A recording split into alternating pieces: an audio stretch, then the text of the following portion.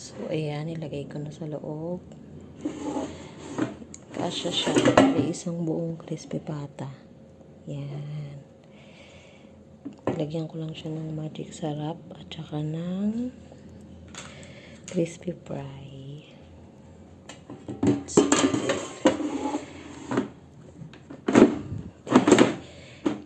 Okay.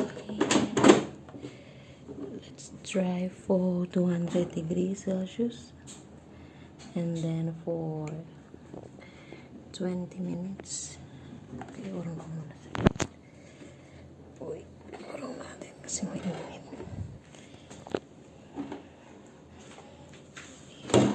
Kasi later, may init siya later. So, okay. 20 minutes. Yeah.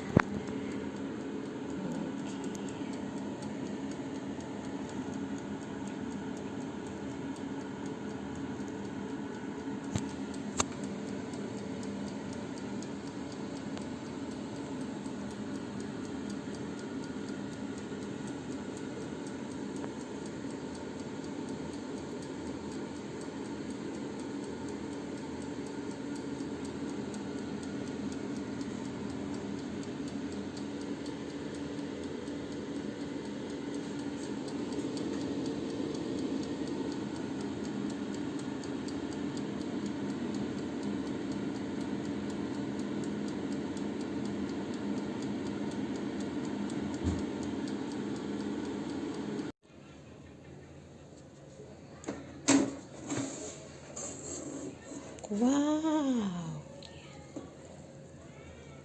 Nilikan ko siya after 20 minutes. Mamantika pa. So,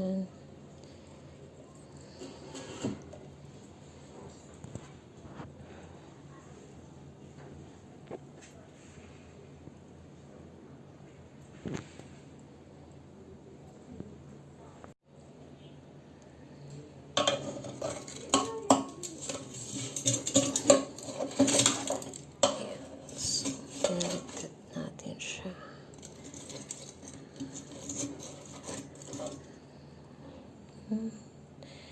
Yun yung mantika niya lumalabas.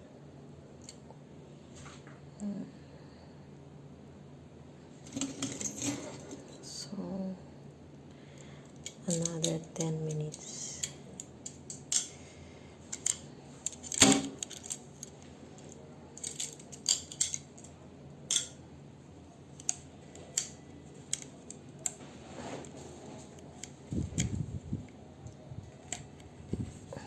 Okay.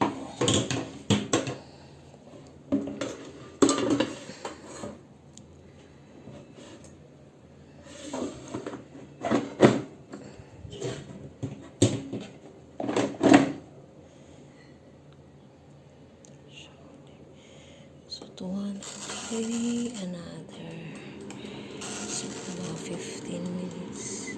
Yan.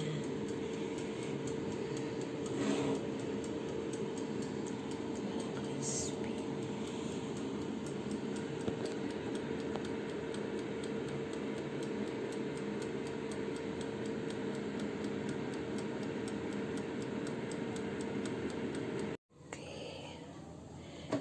After 15 minutes more.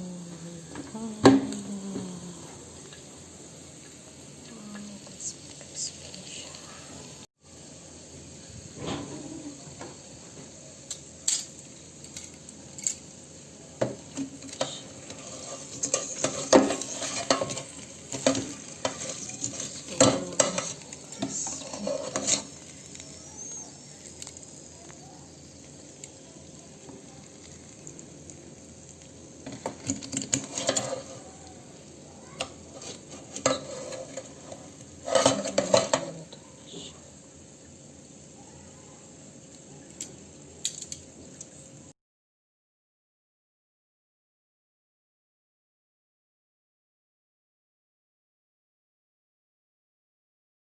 So, yan. Pag gumamit ka ng air fryer, hindi mo na kailangan ng oil. Tapos, kusa siyang magmamantika. Ayan yung mantika ng crispy pata. Tapos, yan lang yung lilinisin mo. Okay na siya. Gagawa na lang tayo ng sausawan. Okay?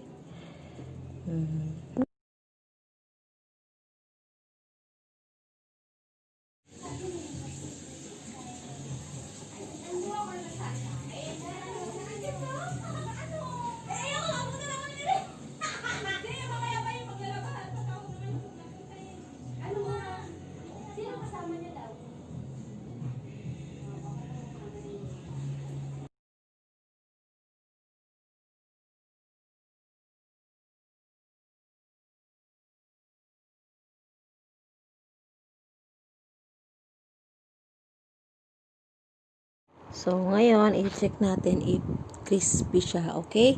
So, ito yung balat niya. Wow! Yan. Medyo makapal.